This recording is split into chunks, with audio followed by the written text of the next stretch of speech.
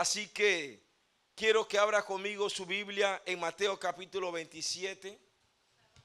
Gloria a Dios, Dios bendiga a la iglesia, a la doctora que daba el testimonio, gloria a Dios por eso. En Mateo 27:50, quiero en esta hora extraer una enseñanza que tiene una aplicación práctica para el devenir o el día de hoy, para nuestra generación. Dice en el nombre del Padre, del Hijo, el que está aquí presente. Y Mateo 27:51, lo tiene del 50, dice, el título para disertar es: el día que murió Jesús fue el día que yo nací. El día que murió Jesús fue el día que yo nací. Dice, y he aquí, mas Jesús, habiendo otra vez clamado a gran voz, entregó el Espíritu. ¿Lo leen conmigo? Y he aquí, el velo del templo se rasgó en dos, de arriba a abajo, y la tierra tembló y las rocas se partieron. ¿Me escucha, joven? Adolescente. Y se abrieron los sepulcros y muchos cuerpos de santos que habían dormido se levantaron. Y saliendo de los sepulcros después de la resurrección de Jesús, vinieron a la santa ciudad y aparecieron a muchos. Y el centurión y los que estaban con él, guardando a Jesús, visto el terremoto y las cosas que habían sido hechas, temieron en gran manera. Y dice, y dijeron, verdaderamente este era Hijo de Dios. Palabra de Dios. En esta oportunidad seré breve, conciso y preciso, 4:10 de la tarde, para poder expresar lo que el Espíritu Santo ha puesto en mi corazón para su corazón. Que el día que murió Jesús, lo acabamos de leer y de alguna manera se lo voy a ilustrar, que aquel día en el monte Gólgota, llamado también el monte de la calavera, en ese instante que acabamos de ver, cuando él botó el último hálito de vida, que fue cuando dijo, consumado es, cuando dijo, Padre, en tus manos encomiendo mi espíritu. En ese proceso dice que de repente exhaló el último aliento y murió. Inmediatamente, apenas él soltó el último hálito de vida, dice que la naturaleza en primera instancia se manifestó. Hubo un terremoto. Dice que la tierra tembló, las rocas se partieron y los muertos los muertos santos resucitaron, se levantaron. En primera instancia, la primera enseñanza que yo veo aquí, gloria a Dios, es que la misma naturaleza, que no tenía ni conocen en esencia la misericordia y el perdón de Dios, porque es solamente creación de Dios, a diferencia de usted y de mí. La misma naturaleza, cuando el día que murió Jesús, se lo voy a mostrar gráficamente. El día que murió Jesús, la naturaleza se quitó el sombrero y reconoció que el que estaba muriendo en la cruz del Calvario no era el hijo de José, no era el hijo del carpintero, es el Cordero de Dios que quita el pecado del mundo, es el Cordero de Dios que anula el pecado suyo y el mío, es el Cordero de Dios que te da salvación y vida eterna. Para eso, el día que murió Jesús, y rápidamente se llama reverencia. Primer punto, lo reconoció. Reconoció que era el Hijo de Dios. La primera pregunta, ¿quién es usted y quién soy yo para no reconocerlo en el corazón? Hoy, en este primer punto, podemos ver e ilustrar la realidad de la humanidad del día de hoy. Que el mundo dice que cree en Dios, pero con sus hechos lo niegan. La humanidad dice, cree en la existencia de Dios, pero no cree en el plan de salvación, porque en la cruz del Calvario lo que toma relevancia es que a partir del día que murió Jesús hay un antes y un después. Dice la historia bíblica que en el día que murió Jesús, murió ¿dónde? En el Gólgota. ¿Qué hubo en el Gólgota? Muerte. ¿Qué hubo en el Gólgota? Sangre. ¿Qué hubo en el Gólgota? Sacrificio. Ahora mire esto, la grandeza de Dios. Que 3600 años antes, en ese mismo monte donde Jesús fue sacrificado, donde Jesús de alguna manera no que fue sacrificado, sino que Jesús dice: yo pongo mi vida por mí. No es que nadie me toma la vida, Él puso su vida, Él se sacrificó para darnos vida a usted y a mí, para que no tuviéramos y no fuéramos a la perdición eterna. La Biblia dice: la paga del pecado es ¿qué? Muerte. Y la humanidad está ciega. Dice la Biblia que el Dios de este siglo enceguece el entendimiento para que la gente, el incrédulo, no resplandezca en él la luz del evangelio. Pero para eso es esta palabra. La palabra de Dios es espíritu y es vida. La palabra te quita el velo, te jala la cortina a un lado para que tú puedas ver que tú por delante, la gente ve la cruz, por delante la gente ve a un Cristo languidecido, un Cristo derrotado, un Cristo que había perdido por delante. Eso es lo que ve el mundo. Pero cuando tú lees la Biblia, dice que al tercer día se levantó. Dice la Biblia que fue a las cámaras, a las sucursales del infierno, y le arrebató las llaves al que tenía el imperio de la muerte. O sea que en la cruz del Calvario, Jesús, a pesar de la muerte, 3 días después fue y triunfó para darnos vida eterna. Porque lo que el que tenía el imperio de la muerte era que toda humanidad iba a un infierno eterno. Para eso apareció Jesús. El día que murió Jesús es el día más grande de la historia. Porque a partir de ese día, mire qué tan grande es esto. Que el planeta entero está rodeado de constelaciones. Y usted y yo sabemos que hay estrellas que en el firmamento se ven. Pero que esas estrellas que creó Dios están tan distantes que se miden en años luz. Y que esas estrellas que nos iluminan, dicen los expertos en todo lo que tiene que ver en el espacio sideral, que descubrieron que hay estrellas que están iluminando, pero que en realidad están muertas. Y que lo que nosotros vemos como luz está tan lejano que al medirlo en años luz es que demora miles y miles de años para llegar a nosotros. ¿Qué dice la Biblia? La Biblia dice que Dios es real. ¿Qué dice la Biblia? Creó Dios los cielos y la tierra. Y el mismo Dios que creó esos cielos, los creó bajo principios. Diga conmigo, principios. Y los principios de Dios son ¿qué? Inalterables. Usted ve el principio de la transferencia del calor. Que el calor, usted calienta algo aquí y es tanto la intensidad del calor de aquí, que si ese material es inflamable, el calor salta y se prende, porque hay una transferencia de calor, una transferencia de moléculas. Y esas transferencias son las que se miden, se calculan. Eso siempre ha estado allí. El hombre lo que ha hecho es ¿qué? Descubrirlo. El principio de que todos los objetos son atraídos al centro de la tierra. Por eso que usted no anda volando, bueno, algunos, pero la mayoría no andan volando. Usted camina sobre la tierra. ¿Por qué? Porque somos atraídos al centro de la tierra. ¿Me hago explicar? Porque es un principio. Los principios son inalterables. ¿Y cuál es el principio? Que toda verdad es paralela. ¿Y cuál es que usted quiere decir? Es que ahí sí mismo hay estrellas. Hay hombres y mujeres que aparentemente parecieran que brillaran, pero por dentro están muertos espiritualmente.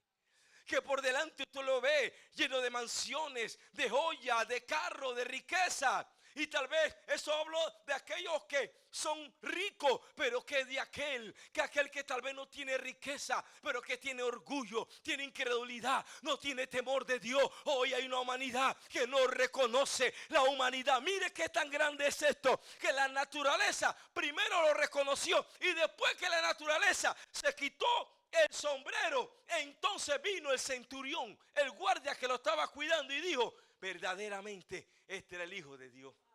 La naturaleza le robó el mandado para enseñarnos a usted y a mí. ¿Qué somos nosotros para no reconocerlo en nuestros caminos? ¿Cómo voy a estudiar? ¿Cómo voy a hacer? ¿Cómo un ejemplo de reconocer? Señor, ¿es esto lo que tú quieres que yo estudie? Señor, llegó una estrella brillante. Señores, este muchacho guapo se ve brillante, refulgente. Parece que lo traíste, lo mandaste del mismo cielo. Ojos azules, blanco, alto, tal y como yo quería. Pero cuando vas a la conversación te das cuenta que por dentro está muerto espiritualmente. Está lleno de pecado y de debilidades. Está lleno de tinieblas y está lleno de maldad. La Biblia dice que el hombre, tenemos nosotros ¿qué? Una naturaleza ¿qué? Pecaminosa.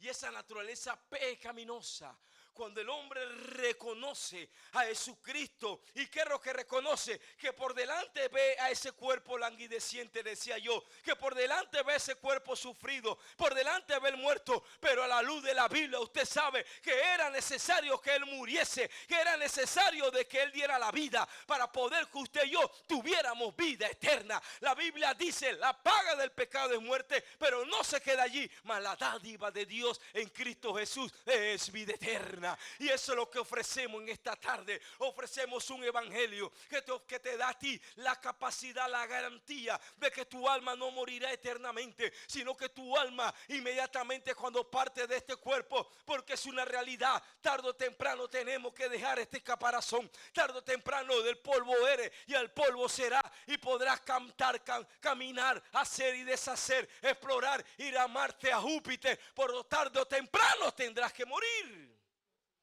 Y esta palabra, el día que murió Jesús, es para garantizar, dice la Biblia: el que cree en mí, aunque esté muerto, vivirá.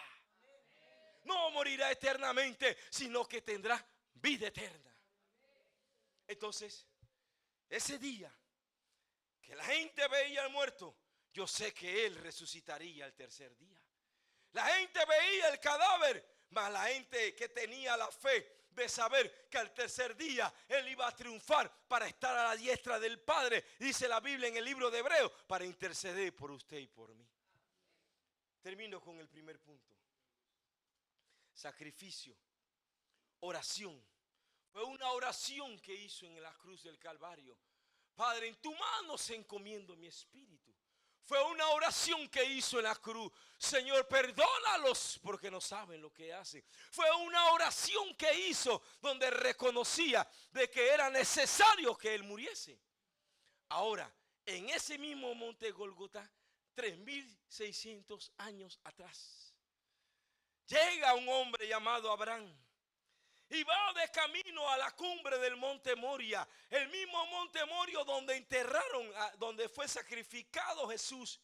Este mismo monte Moria fue el lugar donde Abraham llevó a Isaac para ser sacrificado. Porque usted y yo sabemos que el sacrificio de Abraham y Isaac era un tipo de Cristo. O sea, que eso anunciaba que el día de mañana era el Padre eterno que iba a sacrificar a su hijo. Era un acto ¿qué? Profético. Y en ese acto profético hubo sacrificio, hubo oración. Porque Abraham dijo, Abraham dijo estas palabras: Jehová se proveerá de cordero.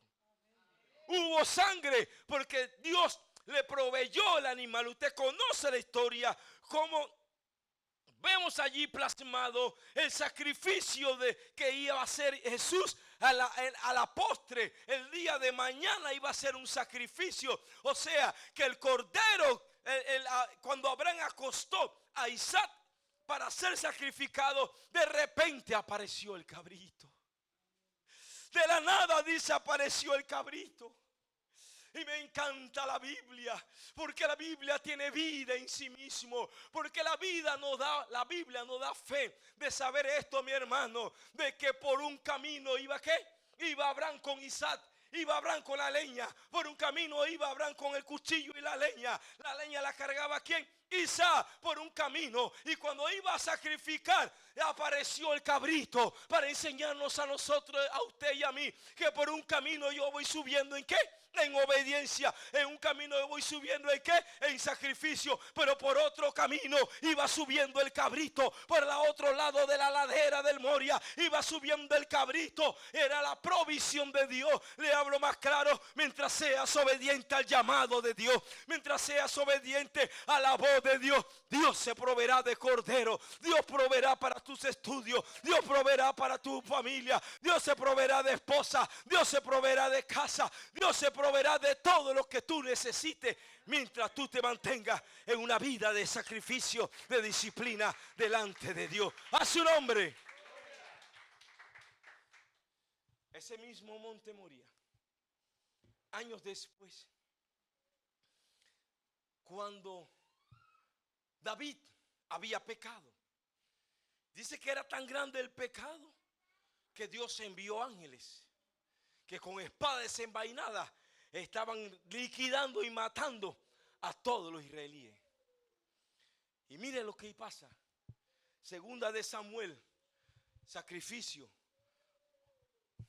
obediencia, sangre y oración. Lo mismo que pasó en el monte Moria con Abraham y Isaac, lo vemos nosotros en segunda de Samuel, capítulo 24. Nada más le voy a leer el versículo donde es David, el cantor, llamado el cantor de Israel, y llamado también pues como el amigo de Dios, así como Abraham, del cual mi hermana enante, la pastora, hablaba sobre el Salmo 23, que fue David el que lo escribió. Bueno, David, siendo rey, había pecado, y por causa del pecado, dice segunda de Samuel capítulo 24, dice: y Jehová envió la peste sobre Israel desde la mañana hasta el tiempo señalado. Peste, que era el COVID, una peste. ¿Qué es la malaria? Una peste. ¿Qué es el ébola que está dando en África? Una peste. El SIDA que está subiendo de estadística en Panamá, ¿qué es? Una peste. ¿Cómo que es? La del mono, la viruela del mono, son pestes. ¿Me está escuchando? Entonces, dice: y Jehová envió la peste sobre Israel desde la mañana hasta el tiempo señalado. Y murieron del pueblo desde Dan hasta Beerseba 70,000 hombres. Y cuando, escuche, el mismo ángel que detuvo el pedernal, cuando Abraham iba a sacrificar a Isaac, ese mismo ángel se le aparece, dice: y cuando el ángel extendió su mano sobre Jerusalén para destruirla, Jehová se arrepintió de aquel mal, Jehová Dios, y dio al ángel que destruía el pueblo: basta ahora, detén tu mano. Y el ángel de Jehová estaba junto a la era de Arauna, el Jebuseo. ¿Qué es la era de Arauna? La era de Arauna es el lugar donde está ubicado el monte Moria. La era de Arauna de Jebuseo es la misma ladera donde sacrificaron a Jesús. Y en esa era, ¿qué es una era? Porque hay que explicar. Una era es simple y sencillamente el sitio, el lugar donde se ve, donde se procesa las uvas. Es el lugar donde está el lagar. La era el lugar donde se cultivaban las uvas y después se llevaban a un procesamiento donde eran machacadas, se extraía el mosto y del mosto salía el vino. Y el vino era fermentado. Entonces, esa era de un hombre llamado Arauna el Jebuseo. ¿Y por qué lo traigo a memoria? Porque cuando estaba el ángel de la muerte, de repente Gad vino a David, el profeta, y le dijo: sube y levanta un altar a Jehová en la era de Arauna el Jebuseo. Y subió David, el rey, conforme a la palabra de Gad, según había mandado Dios. Y Araúna miró y vio al rey. Y saliendo entonces Araúna, el dueño de la era del viñedo, se inclinó delante del rey sobre su rostro. Y Araúna le dijo: ¿por qué viene mi señor el rey a su siervo? Y David respondió: para comprar de ti la era, a fin de edificar un altar a Dios, para que cese la mortandad del pueblo. El sacrificio de Abraham con Isaac fue un acto profético. ¿Qué es un acto profético? Es un acto que se dio en el Antiguo Testamento, pero que hablaba que se iba a dar en el Nuevo Testamento. Ese acto que ocurrió de Abraham hablaba de qué? De que ese cabrito fue el reemplazo de ¿quién? De Isaac. Para hablarnos en el futuro un acto profético de que ahora en la cruz del Calvario, el día que Él murió, el que tenía que estar en la cruz del Calvario por causa de nuestros pecados, el que tenía que estar por el pecado, era usted y era yo. Era usted y era yo, pero Jesús ocupó el lugar por nosotros. Él ocupó el lugar por mí. Yo era el pecador, o el más terrible pecador, pero Él ocupó su lugar en la cruz del Calvario. Cristo me reemplazó, ocupó el lugar mío como pecador. ¿Me está escuchando? ¿Me hago explicar? Entonces, la era David dice que tuvo que levantar un altar para detener la peste, para detener el juicio que Dios había demandado. O sea que eso hablaba de igual manera que el día de mañana en la cruz, en el mismo monte donde David hizo sacrificio. Miren el sacrificio de David, que salió la palabra célebre de David: no ofreceré a Jehová mi Dios holocausto que no me cueste nada. Entonces David compró la era, compró los bueyes por 50 siclos de plata, y edificó allí David un altar y sacrificó holocaustos y ofrenda de paz. Y escuche esto: y Jehová Dios oyó las súplicas de la tierra y cesó la plaga de Israel. Jehová escucha tu oración. Jehová atiende al clamor de un pueblo para que cese la plaga, para que cese las situaciones, los ataques que están sobre tu vida, las necesidades. Tienes que levantar un altar a Dios, pero ese altar que levantó David hablaba que en el futuro, en ese mismo monte, en esa misma era de Jebuseo, era el monte Moria, era el lugar profético donde ya Abraham había sacrificado. Ahora era David que estaba intercediendo para hablarnos a nosotros de que ahora Jesús, ahora entendemos por qué Jesús, uno era reemplazo, dos fue sacrificio y tres es fiel intercesor. Ahora entendemos que la cruz del Calvario, el Cristo de la gloria intercedió para que tu alma no se pierda en el infierno, y en esta hora está a la diestra del Padre para interceder, para que tú puedas salir victorioso, para que tengas revelación de que hay una vida nueva, hay una tierra nueva, hay una nueva Jerusalén. Dice la Biblia: porque esto mortal se vestirá de inmortalidad. Hay gente que no cree ni en la luz eléctrica. Ahí en el campo, cuando llega, no creen. Y así como hay gente que no cree en la luz eléctrica en el campo, hay gente que no cree en estas verdades. Porque como no es algo que se ve, no es algo que está, de que alguien ha venido de allá. ¿Cómo que no? Me decía otra vez: nadie ha venido de la muerte. Y entonces, ¿qué hizo Jesús? Jesús venció la muerte. Dice 1 Corintios 15: ¿dónde está, muerte, tu aguijón? ¿Dónde, sepulcro, tu victoria? Porque Él venció la muerte y le arrebató la llave al que tenía el imperio de la muerte, al mismo Satanás, el cual busca la manera de destruir, busca la manera de que el joven no busque de Dios, busca la manera de entretenerlo y de atarlo a cadena para llevarlo a la perdición eterna. Pero en esta hora quiero decirte que para eso apareció el Hijo de Dios, para deshacer las obras del diablo, para romper cadenas que tienen al joven, al hombre, a la mujer, atado al pecado. A su nombre. Entonces, la era de Araúna me da una enseñanza a mí de que yo puedo interceder. Me da una enseñanza a mí que me hablaba de que David intercedió. ¿Y cómo lo hizo? Con sacrificio, como lo hizo con sangre y como lo hizo con oración. Y Dios escuchó la súplica de la tierra. Para darnos fe a nosotros que Dios, cuando usted ora, el cielo se abre. Que cuando usted y yo oramos, Dios escucha la oración. Que cuando usted y yo oramos, Dios abre el cielo y dice: ahí viene la oración de la pastora Antonia. Ahí viene la oración de María Ángel, que en esta hora está escuchando y que tiene una necesidad. Aquí viene la oración de Paredes. Aquí viene, o sea, Dios escucha tu oración. Y cesó la plaga. El día que murió Jesús, cesó la plaga del pecado. El día que murió Jesús, cesó de caer gente en el infierno, porque Jesús es el camino, la verdad y la vida. Dice la Biblia, seguimos. Entonces, en cuarto lugar, en ese mismo monte Moria, donde ya sabemos que fue sacrificado Jesús, que fue el lugar donde Abraham sacrificó en sentido figurado, porque Abraham lo sacrificó en el corazón. Aunque no hundió el puñal, en el corazón lo hizo.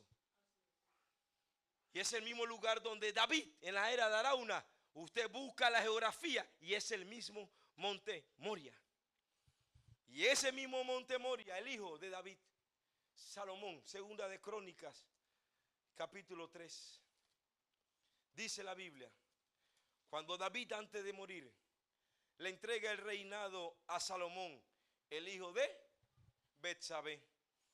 Y cuando le entrega el trono, que iba a ser el siguiente rey que iba a suceder, ¿no?, a David, el día que él recibió el reinado, dice que mandó a construir el gran templo, llamado el gran templo de Salomón. Y cuando iba a construir el templo de Salomón, que su padre David trató de construir, y que Dios le dio: tú no lo vas a construir porque tus manos han derramado sangre, sino que tu hijo me construirá templo a mí. Y cuando ya iba a dedicar el templo, segunda de Crónicas 3, dice, segundo libro de Crónicas, dice, comenzó Salomón a edificar la casa de Jehová en Jerusalén, en el monte Moria, que había sido mostrado a David su padre, en el lugar que David había preparado en la era de Ornán el Ebuseo. O sea, dice que en el mundo espiritual David preparó ese día, ese altar que David preparó para cesar la mortandad sobre el pueblo de Israel. Ese día que él preparó ese altar hablaba de la intercesión de ese momento y hablaba de la intercesión que vendría después, porque usted sabe que David tipifica y representa a Jesús. Cuando Jesús es presentado ante los fariseos, ¿cómo le llaman? David, ¿el hijo de qué? Jesús, el hijo de David, porque venía del linaje de David. Entonces, ¿cuál es la enseñanza? La enseñanza es de que Dios es un Dios que se mete en la historia de la humanidad. Que la historia de la humanidad existe porque Dios ha marcado cada monte, cada lugar, cada acto que se dio. Tiene una coincidencia, tiene una conexión, tiene una relación para hablarnos, para enseñarnos a nosotros que Dios tiene cuidado de tu vida. Para hablarnos a nosotros que en Cristo no hay descoincidencia, sino lo que el cristiano llama diosidencia, y que la diosidencia, lo que el apóstol Pedro llamó como la presencia de Cristo. El anticipado consejo de Dios. El anticipado consejo de Dios. De que Él sabía que el día que tú escucharías el evangelio, recibiría revelación de que eres pecador, de que mereces la condena eterna, que mereces el juicio de Dios por causa del pecado. Pero para eso apareció Jesús. Detente, Padre, en la cruz del Calvario. Detente, Señor, intercedo, perdónalo, porque no sabe lo que hace. O sea, Señor, a mí, cúlpame a mí, la sangre de ellos cae sobre mí, para que tú tengas vida eterna. Y aún así, hoy en día, la gente no lo quiere reconocer. Dice Proverbios 6:3, reconócelo en todas tus veredas. Reconócelo que en el mismo monte Moria fue el lugar donde Salomón fue el lugar donde Salomón salió la célebre palabra: si se humillare mi pueblo, sobre el cual mi nombre es invocado, y orare y buscare mi rostro, yo iré desde los cielos y sanaré su tierra. ¿Y desde dónde era? Desde el monte Moria. Para enseñarnos a nosotros que el mismo monte Moria es un acto profético, que habla de sangre, habla de sacrificio, habla de obediencia y habla de oración. Si hay algo que hay que reconocer, que nos falta oración. Si hay algo que hay que reconocer, que nos falta obediencia. Si hay algo que hay que reconocer, que nos faltan sacrificios. ¿Qué es eso, varón? Ayunos. No es sacrificio en la carne, son sacrificios de labios que confiesan su nombre. Entonces Dios hoy nos está llamando a reconocerlo en lo más profundo, allá en la recámara del alma, allá donde nadie puede llegar, allá donde hay atadura, allá donde el hombre está encarcelado. Dice la Biblia, segundo punto, que cuando la tierra tembló, dice que las rocas se partieron, para enseñarnos a nosotros de que solamente en la cruz del Calvario las cadenas pueden ser rotas. Que solamente en la cruz del Calvario, ese día cuando las rocas se partieron, es un acto profético que nos habla a nosotros, a usted y a mí, que hay ataduras en el corazón. Yo recuerdo, nunca se me olvida, 24 años de edad. Dije, voy a dejar el cigarrillo. Comencé a fumar a los 16, 17 años. A los 22 años era un adicto al cigarrillo. Hasta pasé necesidad con un blanco. A las 6 de la mañana, lo primero que prendía, un blanco.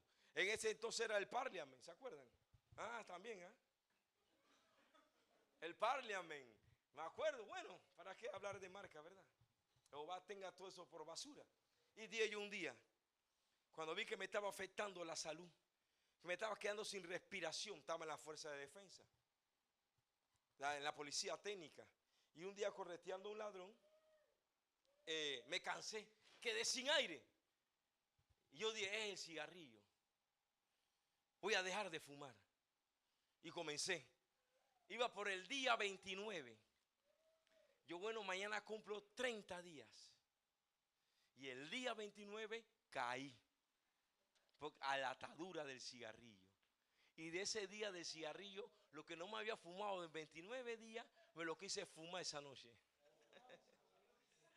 Qué gana de fumar, prende y apaga. Y encima de eso, el licor, la drush, esto y lo otro, atado por el diablo.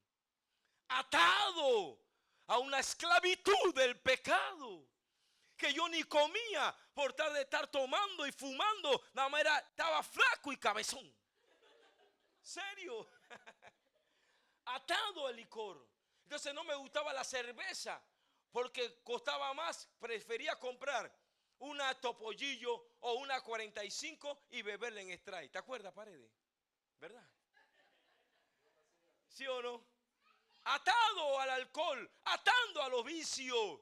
Pero el día que Jesús murió, Él me dio vida. El día que Jesús murió, vino para darme vida. Y ese día yo nací. Y por eso ahora yo puedo predicar este evangelio con poder, con gloria. Puedo levantar la voz. ¿Por qué? Porque soy agradecido de que Él rompió las cadenas. De que la cruz del Calvario, Él me hizo libre. Libre para adorarle. Libre para exaltarle. No necesité tinchales. No necesité remar. No necesité un reformatorio. Solamente necesité reconocer que era pecador y que la cruz del Calvario, Él murió por mí. Él murió por ti, para que tu alma no se pierda en el infierno. El alma que pecare, esa morirá. El alma allá adentro en los pasadizos, como le llamo yo, en los zanguanes, en las veredas del alma, hay un hombre, una joven, un hombre y una mujer encadenado, atado, con ganas de ser libre, con ganas de salir. Pero la cadena del vicio lo tienen atado. Para eso vino Jesús, para romper las cadenas, romper las ataduras. A su nombre. 33 años en los caminos del Señor. Me ha tocado ver gráficamente cómo Dios rompe las cadenas en la vida de un hombre cuando reconoce a Jesús. Son tantos testimonios. El más reciente que me acordé, se me había olvidado. Después de predicar una palabra, se me acercó un joven y me dijo, pastor, porque usted sabe, ¿no? Usted sabe que yo soy evangelista, ¿verdad? Pero la persona como me ve predicando no sabía y me dice, pastor, venga acá. Yo dígame, escucha esto. Me ha tocado la palabra. Llorando, quebrantado. Dios me ha hablado hoy. Yo dígame, varón. Lo que pasa es que soy homosexual oculto. Y me voy a casar con la hija del pastor. ¿Qué le parece? Porque en el alma están cadenas, ataduras, debilidades, que nadie la ve, que aparentamos una vida tranquila, como dicen los jóvenes, bien pretty, en donde creen que están en la movie, sin saber que el que lo mueve es Satanás. Satanás hace títere de los hombres y mujeres del día de hoy, que dicen fuma, fuma, fuma, mata, mata, mata, como digo yo en la cárcel. Eres un títere del diablo, amigo mío que está en la cárcel. Si eres homicida, eres un títere del diablo, porque el diablo te dice mata, mata, mata, mata, y tú de bobo matas. Y después me arrepiento. ¿Qué hice? Influenciado por Satanás, porque le abriste la puerta a través de las drogas, a través del alcohol, a través de un celo. Estoy hace como 25 años atrás, después del culto. Un varón solito en la celda. Yo, varón, ¿qué pasó? Que no vino al culto. Dice, varón, siéntese ahí, dígame. Me acaban de condenar. En ese entonces la condena era 20 años. 20 años, ¿qué pasó? Varón, que hasta el día de hoy yo no me acuerdo. Yo nada más recuerdo que yo encontré a mi esposa en la cama con otro hombre en el campo. Y él venía del campo con el colín, con el machete. Y los celos, dice que él no recuerda nada, se cegó. Hasta cuando la policía lo levantó, bañado en sangre y descuartizado las dos personas. Nadie quería vivir con él en la celda. ¿Serio? El custodio dice, varón, ¿usted por qué ha arriesgado? Yo, ¿por qué? Porque para entrar a la celda de los homicidas, te abren la puerta de la celda como esta, en la olla, te abren. Ajo, santo Dios. El custodio te abre la puerta. Te abre la puerta a solas con la celda. ¿Y sabes qué es el custodio? Asustado. Te cierra. No quiere saber de ese hombre por la fama que tienen. Pero si hay algo que ellos respetan son a los hombres de Dios. Porque no vamos nuestra propia fuerza, vamos porque hemos probado el amor de Jesús. Y ese día comenzó a llorar, le puse la mano en el hombro, digo, ninguna condenación hay, varón, para los que están en Cristo Jesús, los que no andan conforme a la carne, sino conforme al Espíritu, porque la ley del Espíritu de Cristo te ha vencido, te ha perdonado, porque la ley de Cristo ha condenado el pecado en la carne. En la cruz del Calvario Él te hizo libre, en la cruz del Calvario Él te perdonó, no importa cuán grande sea el pecado que hayas cometido, en la cruz del Calvario hay suficiente sangre. Su sangre derramada fue para limpiarte de todo pecado, para darte vida y vida en abundancia. Entonces vemos aquí el efecto de la palabra en la vida de un hombre condenado a 20 años. Le cambió la forma de ver la vida. Ya no se vio como un preso más, ya no se vio como un hombre condenado, se vio como un hombre perdonado por Dios. No se había perdonado a sí mismo. ¿Cuánta gente que ha hecho aborto? Que por circunstancias de la vida, en un bus, nunca olvido, en Perejil, párate y predica. Me paro en el bus, comienzo a predicar. Tendría yo como 26 años de edad, flaquito y cabezón, cogido en ayuno. Y cuando estoy predicando, el Espíritu Santo me dice, dile a la muchacha, no lo hagas. Lo que vas a hacer, no lo hagas. Y yo estoy, ¿pero qué estoy diciendo yo? Y ¡pra! Comienza la muchacha a llorar. Y cuando comienza a llorar y se agarra el vientre, de una vez yo digo, vas a abortar, ¿verdad?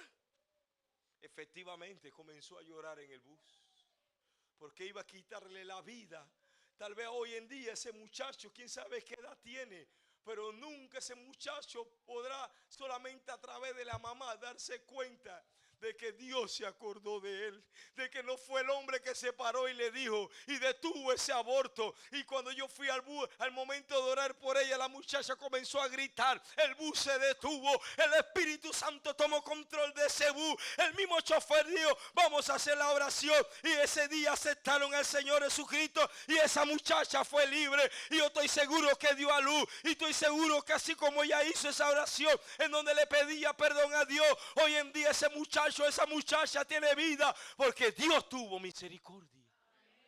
Entonces Dios es real. Dios es tan real que nos ama con un amor tan grande, pero tan grande que en la cruz del Calvario, cuando Él murió, yo viví. Muerto en delitos y pecados, las rocas se partieron, la tierra tembló, para enseñarnos a usted y a mí de que es necesario temblar ante su presencia. Hoy no hay temor de Dios, se ha perdido el temor de Dios. La gente escucha la palabra y después, como ese día en la cárcel que me arrebaté, el hombre está predicando y el hombre está fumando y en calzoncillo, hey, apágame la palanca. O vamos a escuchar la palabra o qué. Esto no es relajo. ¿Serio? Que el haitiano, ¿cómo es la música haitiana? El haitiano, que la salsa por aquí, el haitiano por allá, el humo de cigarrillo y el hombre predicando. La gente del calzoncillo y la gente fumándole al frente. Eso no puede ser. No hay temor de Dios. Pero la autoridad que Dios le ha dado a la iglesia dice que las puertas del Hades no prevalecen contra la iglesia. Y cuando usted va en el poder del Espíritu Santo, usted va en la autoridad de Dios, no en la autoridad del hombre. Hay momentos en la cárcel que yo he sacado la correa. A meterle 3 correazos a más de 4. Que andan haciendo maldades dentro y que han hecho atrocidades afuera. Como un acto simbólico, una ilustración de cómo Dios se aira cuando alguien le hace daño a un menor o a una joven, como hay violadores, detractores que hay dentro de la cárcel. Usted lo ve que le dicen, gloria a Dios, varón, ¿cómo le va? Y son violadores, detractores, derramadores de sangre.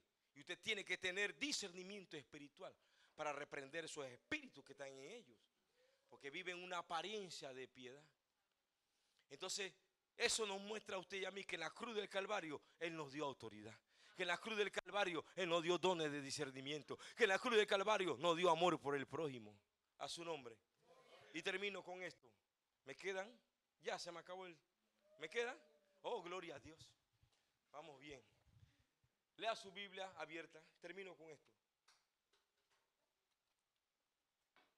Dice la Biblia, el día que Él murió, yo viví.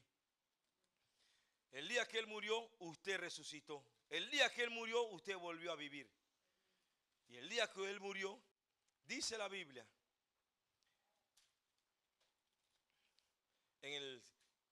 dice, después que la tierra tembló, lo explicamos. Las rocas se partieron, lo explicamos. Dice, se abrieron los sepulcros. Se abrieron los sepulcros. Y mire, y muchos cuerpos de santos que habían dormido se levantaron. ¿Sabe lo que es eso? Que fue tanto el poder de Dios que estremeció las sucursales del infierno y estremeció el seno de Abraham.